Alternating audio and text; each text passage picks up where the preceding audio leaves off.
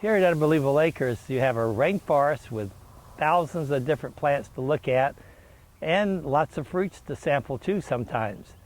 We have a lot of volunteers that like to come work in the garden, and by appointment you can call us and we'll set you up with one of our work parties. And if you want to purchase plants, we have a small nursery with a lot of unusual things rooted and planted out of the garden. And that is by appointment too, so anytime you can come.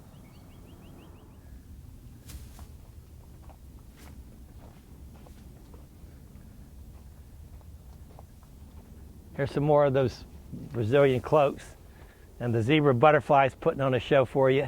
Oh, thank you for doing that. They're not remote controlled anywhere, are they? They pollinate too. Butterflies do pollinate. They're so used to visitors. Literally, I had one guy at one tour. He said they ran into him. I mean, they don't go from you. They go towards you. There's some real pretty gold shrimp plants. We saw the red one back there, but that's the gold one. I've got about 4 or 5 colors of them, and they're all great butterfly plants. They look like they all like the shade, though. No, they can be in the sun. I just don't have shade in here because of all the trees, but the nurseries grow them right out in the open field. Oh, okay. So, I mean, most of these things can be full sun. Now, this is Persian shield. They have pretty little blue flowers and purple leaves. And here's the pink pineapples just starting to come out. Oh, that's the rare one. Yeah, see, by summer, they'll be ripe in July, and they'll be like the same size as what you see in the supermarket. So these have just come out in the last 2 weeks. And there's some more red justicia. They're variegated too. Yeah, and we sell these plants in the nursery, so a lot of people, if they want a baby plant to take home, we've got them. Some of these elephant ears have real pretty leaves too. That one's got a scalloped border on it. And this is one of our blue ferns. Has these long, you wouldn't even recognize it as a fern, but it is. This is the lemon bay rum. Take a whiff of that. It smells like lemon pledge. Oh, yeah. That's lemon bay rum. Oh, yeah? That smells nice. And here's some cracker roses that I never spray. They don't get black spot. You look at the leaves, they're perfect so far as any disease. Are they like hybrids or something? No, they're the old ones that years ago, and you just root them from cuttings. You don't even have to graft them. You just whack off a stem, put it in a pot of soil in the shade, water it, and in a few weeks it's rooted. I'm just surprised you don't apply any fertilizer, but I guess it's like you said, the soil. Only the fruit trees. And this, yes, that's right. Yeah, I want to maintain good production. Now the little lychees, see, they're starting to form fruit now. I got some big lychees next door. They come around May? May and June, yeah. Okay, yeah. Now this Persian shield, that's getting more light. You see how dark purple it is. That looks spectacular. And the pentas, the other day, there were 2 giant swallowtails on here at the same time drinking nectar. This is, oh, there's some really good angel's trumpets up there too. Oh, yeah. You can walk back in there. Are these oranges? Or? Those are sweet lemons. They're not sour. It's like eating lemonade. And see, this elephant ear is another one that's pretty, that's got a blue edge, like you outlined it, and the back of it is gorgeous too. And this one has a silver frosting on it, but this is another type of elephant ear, but it looks like you outlined it with a purple marker. Right. And then look at the back, how pretty. Oh, that is. And these leaves, they get 4 feet long. These aren't near full size yet. This is another elephant ear they call rhubarb because of the color of the stem. And here's some lilies just starting to come into bloom, the amaryllis. In another couple weeks, I'll have about 15 stalks of them right here in this little area. White ones, red ones, and pink ones. Oh, color really pops. And you see, looks like a painting. Yeah, and you see all these other buds. And in about 4 more days, these will be open. And this is a begonia that's a vine, and it'll actually climb up my citrus if I don't pull it out of it. Are they fragrant? Okay, that one's not, no. There is one, a white one that is. Smell something nice. A citrus, because there's some bloom above your head. I got citrus all through here. Yeah. Okay, that's what I'm smelling. And here's some nice stalks of bananas, and there's another nice big stalk up there, up high. Now, do you have to hold them up with a bamboo? No. I just let them go. But if you look up there, there's a real big bunch way up there. Oh yeah, there they are. I cut about a bunch a week out of the garden here. Now this is a pink lemon. It's got the marbled foliage, and the lemons look like a pink grapefruit on the inside. But you can see that all the blooms are coming out really nice. And here's the other. It's like organic. This is another type of shrimp plant that's got a different color flower, see? And another one of the red pineapples. And also this is an ornamental banana up high they call sunset because of the color of the flower. Looks like sunset. It looks similar to the pineapple, to the colors. Oh yeah. Interesting. And that one never develops fruit. The fruit stay the same size as what you see. It's just a flowering banana. There's more flowering bananas worldwide than edible bananas. I see. There's several thousand bananas worldwide, and only a small number have been brought into cultivation. All the others are just things that never develop, or they have lots of seed in them that you don't like. Now here's a variegated salvia with pretty red flowers. And the butterflies love that too. And they also like that wax ginger there. It has those little orange cones on it. See, one just come down there to check it out. Look at how tall my Washingtonia palm is up there.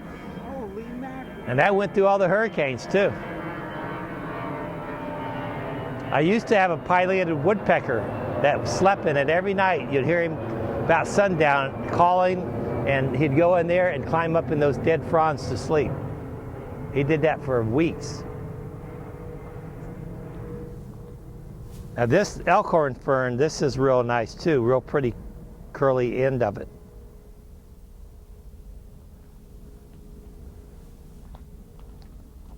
That's a more Persian shield. You see how pretty that really makes a beautiful plant.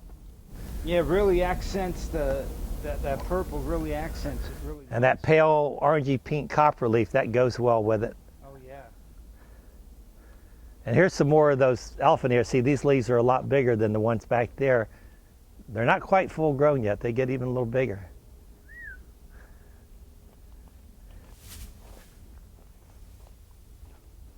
Now if you look over there by the garage, look at all the jackfruit on my jackfruit trees.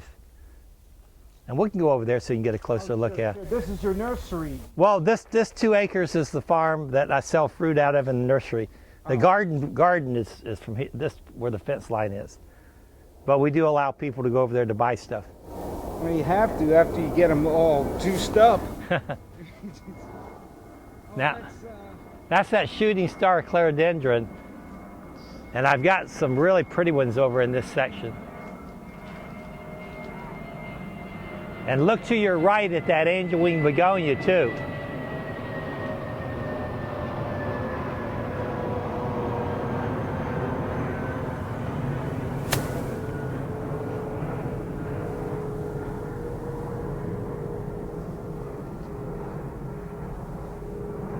Now here's one of our purple bananas. We have bananas with red skins, bananas with purple skins. We got one from Java. That's got blue skins. They call it Java Blue. So we have bananas in all kind of colors. And the black sapote, you still see some fruit hanging up in here. Yeah. And staghorn, really nice. Here's some more of those calatheas that have the pretty white veins. And here you see a lot more carambolas here too. Wow, they're always prolific. Yeah, this is only about half the crop. I mean, it was ripe at Christmas time. So most of them have been harvested. Now, how often do they twice a year. They have a summer crop and a winter crop. Now, they'll rebloom. Some of them next door are blooming already. And then July, August, and September, they'll be filled with fruit again. And at the supermarket, they want $2 for one carambola. Yeah, we sell them for 50 cents. Much as you want to pick. Now, this big Kohala longan, when that bears a heavy crop, it has about 1,000 pounds of fruit on it. Look at how happy these orchids are. Those roots are all the way up there. This is a white Cattleya orchid, blooms in July. Now you just tie the orchids on Yep, there? and forget it. These went through the hurricanes without getting damaged too. So once they're rooted, nothing gets them off the trees. And every year, faithfully in the summer, it has 5 or 6 flowers big as your hand that are white, fragrant, corsage type cattleyas. But the roots just going everywhere. And I never water and fertilize it. It's just on the tree, Mother Nature's taking care of it.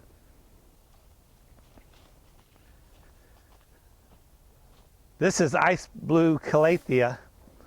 They looks like a pine cone almost. Beautiful flower. And of course the anthuriums are fairly common. And here's my last little sprig of black pepper. July is this big month. And it's still got one little sprig left. And as soon as it turns red, then it can be used. But this is a real commercial black pepper. It's a vine. Wow, yeah, you put it on a trellis, obviously. Trellis, or I made a mistake early on when I first got it. I put it on a tree, and it just ran up out of sight, and then you couldn't show it to anybody. Now here's a white angel's trumpet.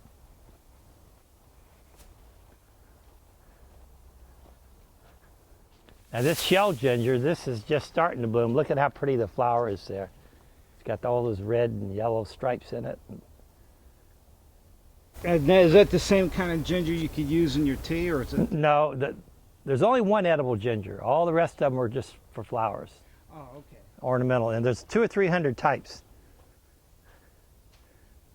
Now I see a few avocados up here still. This is a very late variety.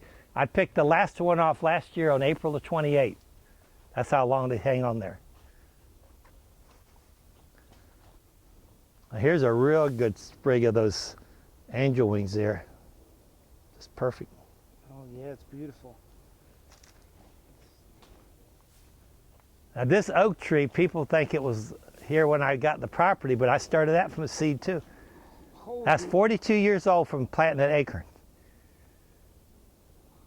So that's why I said anybody can do it. If they have an empty piece of ground, they can build something. And it's 60 feet high and over 90 feet across, and they got a 4.5 feet trunk. The Swiss cheese philodendron up there, you see how big the leaves get when it's full size. They get 30 inches.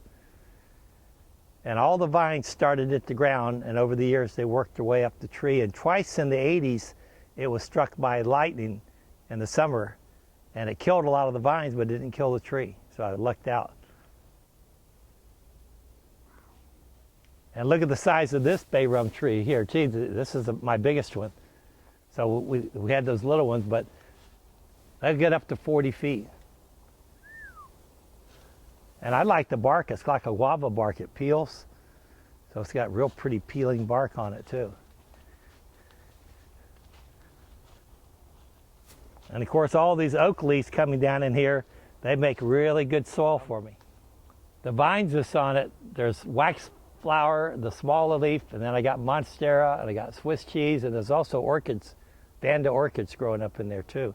And they bloom in the summertime. People say, I didn't know oaks flowered like that. And I say, yeah, I got a real rare one. See, I even let my vines hide my sprinkler pipes. People walk through here for an hour and then they say, how do you water in here? I say, you've been walking by sprinklers the whole time. This is Gene Joyner's Unbelievable Acres, world famous.